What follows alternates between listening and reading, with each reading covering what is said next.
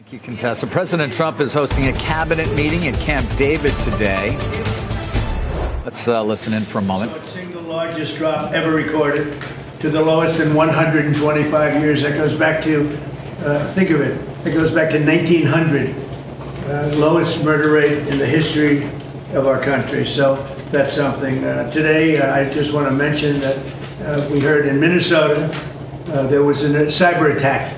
And they blame it on Iran. I don't think so. I blame it on Minnesota because they're grossly incompetent. There was a cyber attack of 30 water plants, and I would blame it on Minnesota and the governor, the corrupt governor of Minnesota.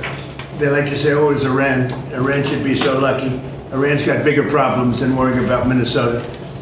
This month it was announced that inflation is dropping at the fastest rate in more than 6 years. Walmart, Sam's Club, Giant Eagle, and others are slashing prices by hundreds of grocery stores and all of the stores. I mean, throughout the country, they're slashing prices, something that you haven't seen for a long time since my last administration. The stock market has set 73 all-time record highs since the election. That means all-time record highs, 73 days out of a very short period of time. And the typical 401k is up by more than $30,000, and when you think of that, if you add another $1,000 to it, it will be, we set the record in the last administration, a record still standing. This administration is going to blow my last administration away. When the factories that we're building at record, and we're not building them, all over the world they're building.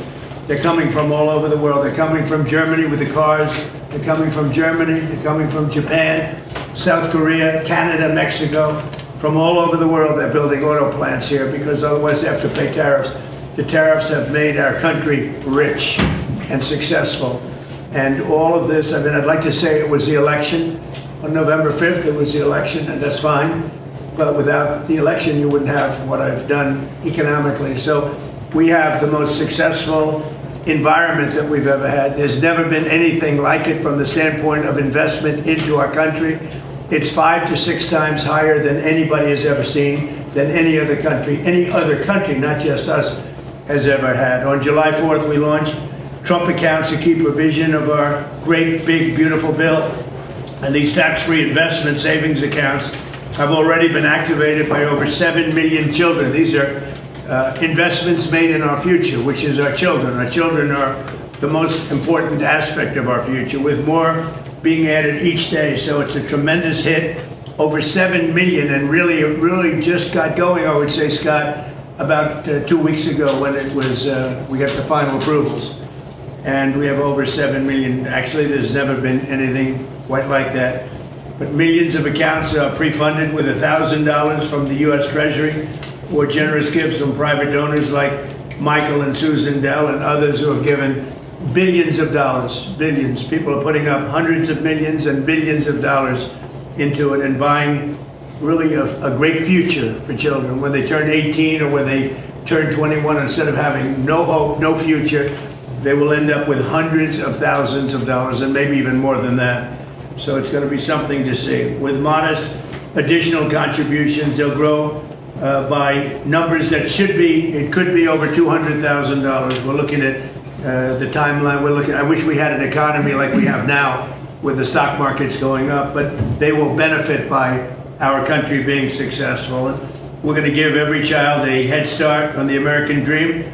So go to trumpaccounts.gov. They're really something. The whole world's talking about it, and it's far ahead of schedule. Nobody thought it would be as successful as it's been, but it should be. It should be. And we start them off with $1,000, and this was part of the great, big, beautiful bill. With my most favored nation policy, you could say this is even a bigger thing, if that's possible.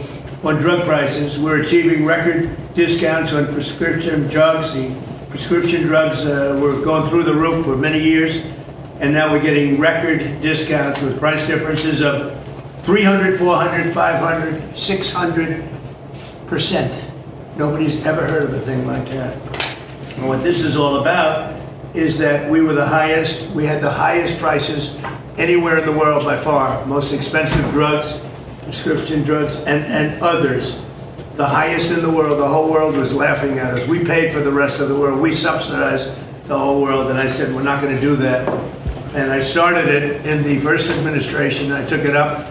Obviously, Biden wasn't able to do anything about it because you had to get the consent of the drug companies, and you had to get the consent. More difficult would be the consent of other nations. The other nations had to agree, but they were paying a fraction, sometimes 10%, 20%, 40%, 70% less.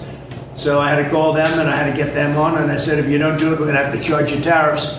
And they all said no at first, very politely said, sir, we can't do that. We're not going to double our prices. They had to double their prices, and in some cases triple their price, and we would come down. So a pill that sold for $10 in Germany would sell for $130 in New York. Same pill from the same company, the same factory, the same plant, same laboratory, from $10, and we pay $130. I say, no.